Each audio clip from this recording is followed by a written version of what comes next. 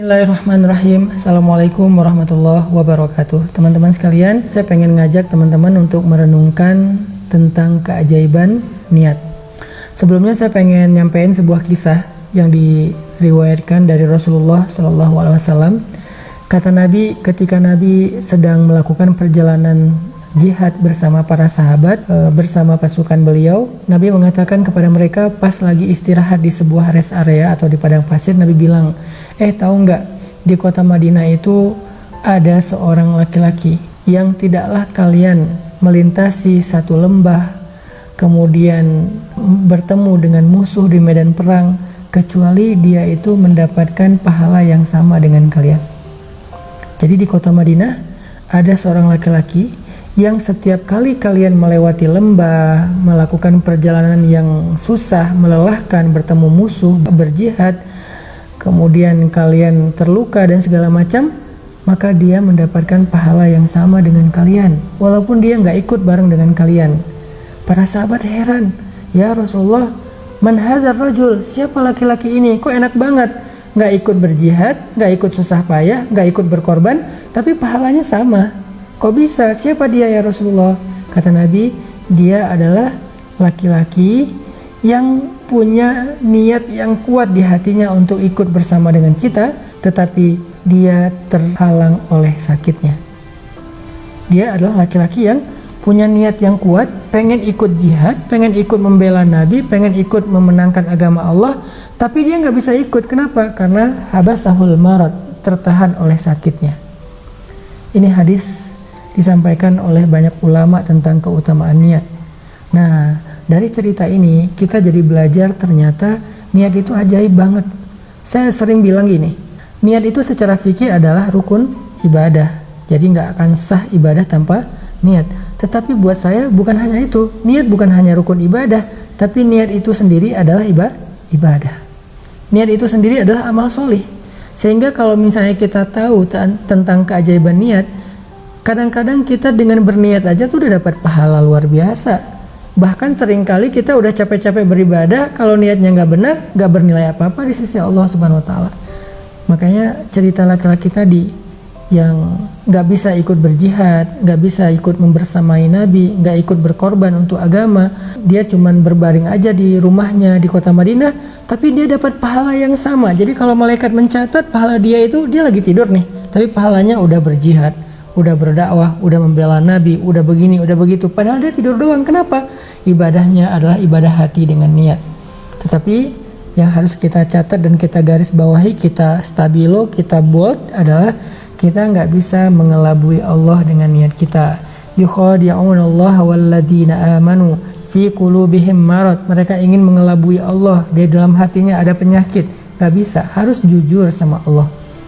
Artinya laki-laki tadi yang nggak bisa ikut jihad bersama Nabi, dia nggak basa-basi, ya Allah seandainya saya sembuh saya pasti akan berjihad. Enggak, Allah maha tahu isi hatinya, dia emang pengen jihad, dia pengen emang beribadah, dia emang pengen beramal soleh, cuman emang nggak mungkin, nggak bisa bangun dari tempat tidurnya, sehingga dia sendiri merasa sangat sedih karena membiarkan Nabi berangkat berjihad sendiri dan dia nggak bisa melindungi atau membela Nabi SAW.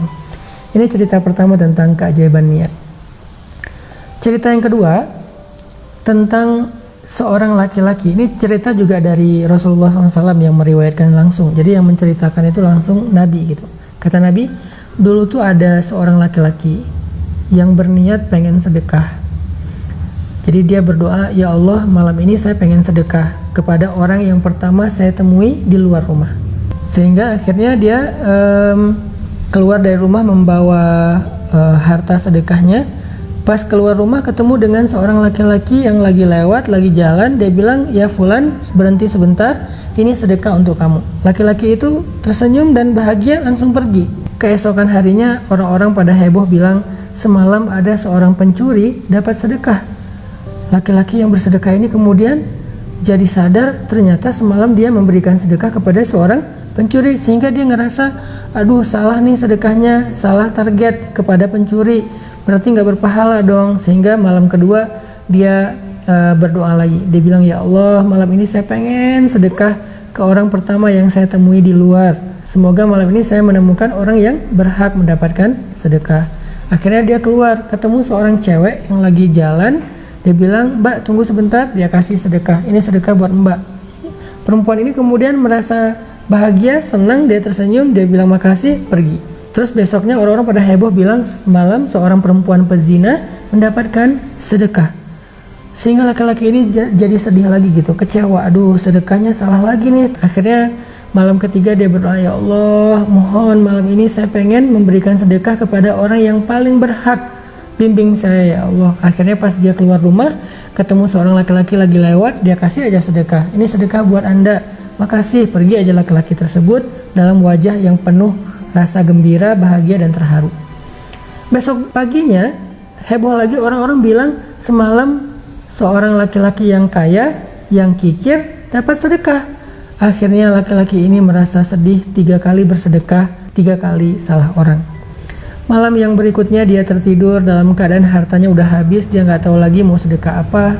Dan dalam tidurnya tiba-tiba laki-laki ini bermimpi. Di dalam mimpinya Allah mengutus malaikat kepada dia dan mengatakan, "Ya Fulan, 3 kali engkau bersedekah." "Ya Fulan, kenapa engkau bersedih?" kata malaikat ini. Laki-laki ini bercerita tentang sedekahnya yang salah sasaran.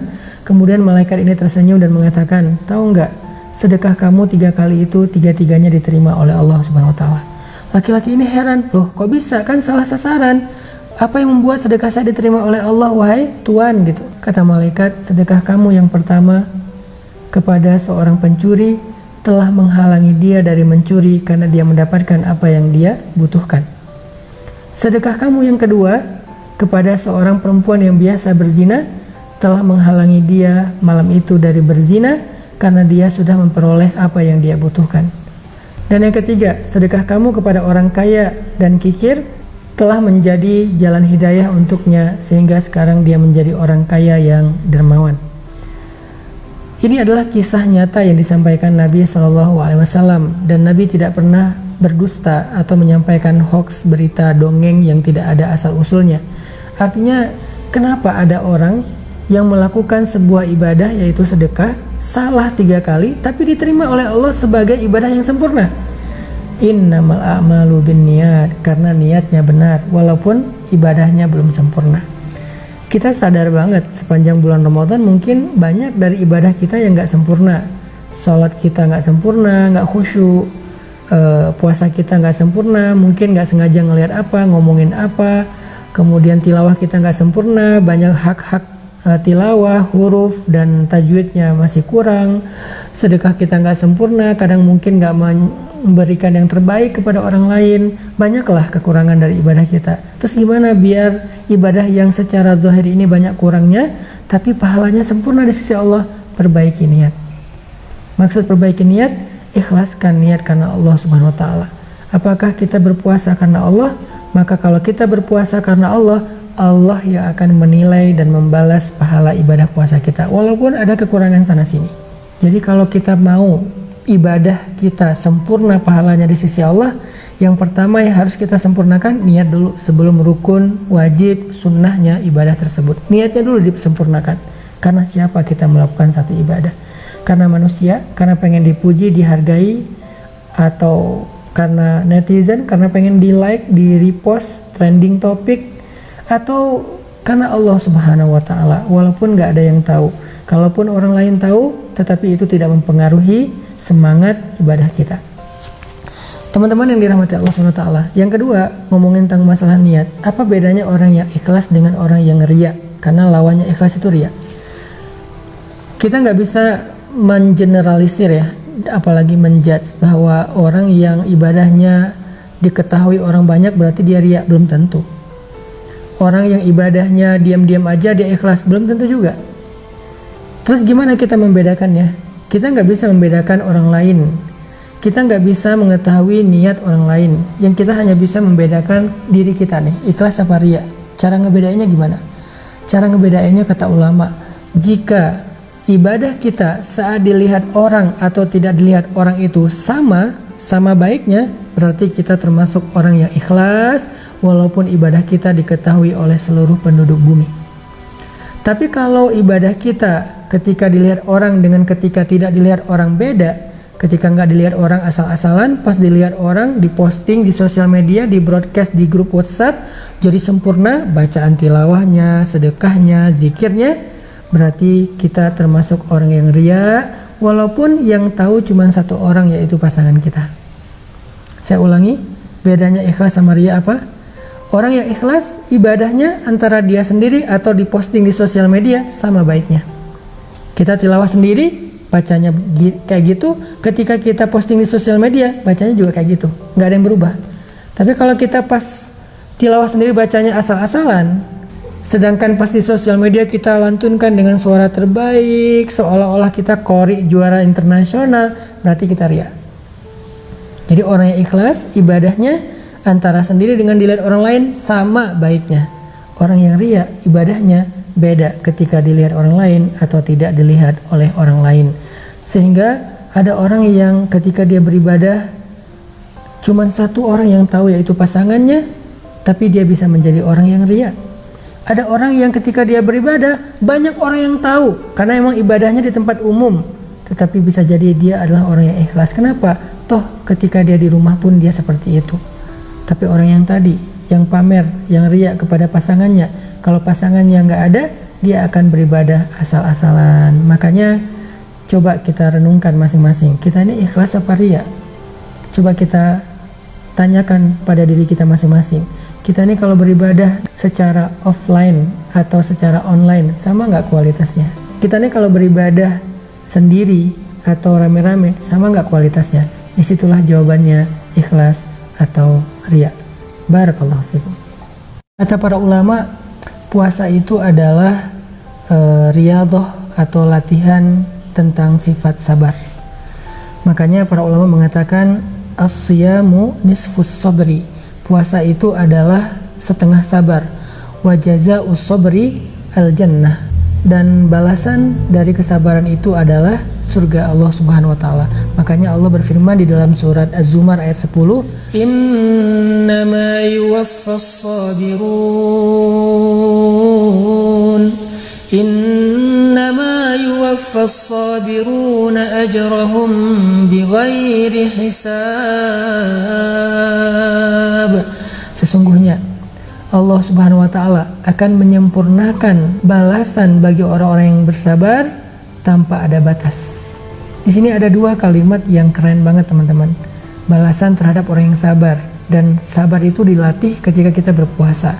Pertama ada kata yuwaffa, dari kata wafa, sifat wafa. Kemudian yang kedua kata bighairi hisab, tanpa batas.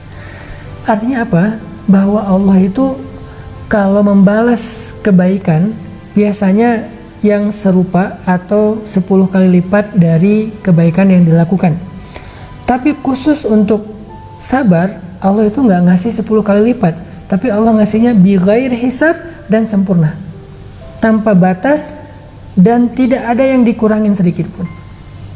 Jadi orang kalau misalnya berpuasa, sambil berpuasa dia berlatih sabar, pas lagi puasa nggak marah-marah, pas lagi, kan kadang-kadang kita suka gini, lagi lapar tuh gampang emosi ya, atau kadang-kadang bukan emosi, baperan. Lagi lapar live group, setiap hari live group, nggak tahu berapa grup aja yang dia punya. Atau karena lagi lapar jadi haters di sosial media orang lain, karena lagi lapar akhirnya banyak yang diblok sama dia. Apalagi kalau lagi posting tiba-tiba muncul banyak spam, iklan makanan apalagi tuh, itu bikin kita gampang lapar banget kan, gampang emosi kan. Kita lagi lapar, iklan makanan, nonton TV juga iklannya sirup, iklannya jus, iklannya pokoknya yang bikin kita makin lapar kan, sebel nih. Nah biasanya orang yang lapar nih lebih gampang emosi. Disitulah sebetulnya kita lagi belajar sabar lewat puasa. Karena kalau kita lagi kenyang, ya biasanya orang kenyang kan males ya mau marah-marah, ya tidur aja santai. Orang kenyang tuh nggak banyak mikir. Tapi kalau orang lapar, orang kenyang itu nggak banyak terganggu emosinya. Tapi kalau orang lapar, wah bahaya banget. Makanya di bulan Ramadan pas kita lagi lapar, pas kita lagi puasa, kita belajar sabar. Dan Allah terhadap orang yang sabar, orang yang berpuasa dengan kesabaran itu akan ngasih pahalanya itu dengan dua kata tadi, wafa, disempurnakan, nggak ada yang dikurangi dari pahala puasanya, dan bighairi hisab, jumlahnya itu tanpa batas. Kalau amal yang lain 10 kali lipat, 100 kali lipat, sedekah 700 kali lipat. Tapi kalau puasa dengan sabarnya, dia ghairi hisab, nggak ada batasnya. Bisa 1000, bisa 2000, bisa 10.000, 100.000, atau tak terhingga. Ini kerennya sabar. Makanya ulama mengatakan ya yang namanya puasa itu sabar, imsak, menahan diri. Jadi imsak itu bukan hanya nggak makan dan nggak minum, tapi imsak itu artinya menahan diri gitu. Kalau dalam bahasa Al-Quran disebut dengan kazimin al-ghaiz, yaitu menahan amarah. Itu yang disebut dengan sabar ketika berpuasa. Kazimin al-ghaiz. Ketika kita lagi keluar rumah di jalan, mungkin dibikin bete sama orang di jalan yang nggak disiplin, nggak taat rambu-rambu lalu lintas, sen kanan belok kiri lah, atau mungkin dia nyalip sembarangan lah, atau dia kayak rebutan siapa yang duluan mau belok lah, atau klaksonnya kepanjangan lah, atau dia berhenti di lampu merah terlalu ke kiri, akhirnya kita yang mau belok nggak bisa, ketahan sama dia, nungguin lampu merah lama. Kan banyak banget ya yang bisa bikin kita bete ya. Makanya kata ulama, puasa itu setengah sabar. Siapa yang bisa bersabar ketika berpuasa, maka jazauhu al-jannah, pahalanya adalah surga. Ditambah lagi dengan firman Allah selain di surat Az-Zumar tadi, di surat Al-Baqarah Allah juga bilang wabasyiris sabirin, sampaikan berita gembira kepada orang yang sabar. Dan sabar bukan hanya soal disempurnakan pahala. Kalau kita bahas tentang bab sabar ya, biar kita di bulan Ramadan lebih maksimal lagi sabarnya. Sabar itu ternyata jalan keluar juga loh selain ibadah sholat. Makanya Allah berfirman wasta'inu bis sabri was sholah, mintalah pertolongan kepada Allah dengan sabar dan sholat. Jadi kalau misalnya bulan Ramadan kita bisa ngelatih sabar, itu artinya kita sedang mencari jalan keluar dalam masalah kita. Emang kita gak punya masalah? Saya yakin semua kita punya masalah, cuman masalah kita beda-beda. Ada yang masalahnya masalah status, ada yang masalahnya penghasilan, pendapatan, keuangan. Apalagi sekarang dengan kondisi wabah kayak gini, kita jadi susah banget, penghasilan kita jadi bermasalah semua. Nah, gimana cara untuk dapetin jalan keluar dalam masalah ekonomi sekarang, jalan keluar bagi bangsa kita yang sedang diuji dengan wabah COVID-19? Ternyata jalan keluarnya itu sabar, selain sholat. Nanti kita juga akan bahas tentang keutamaan sholat taraweh, tahajud, sholat sunnah, dan seterusnya. Tapi sebelumnya, sekarang kita bahas sabarnya dulu. Artinya, wasta'inu bis sabri, mintalah pertolongan Allah dengan sabar. Sehingga mudah-mudahan dengan sabar kita yang kita latih sepanjang bulan Ramadan, Allah Subhanahu wa Ta'ala akan mendatangkan jalan keluar atau pertolongan bagi kita, keluarga kita, dan bangsa kita. Yuk kita belajar sabar di dalam ibadah puasa. Barakallahu fikum.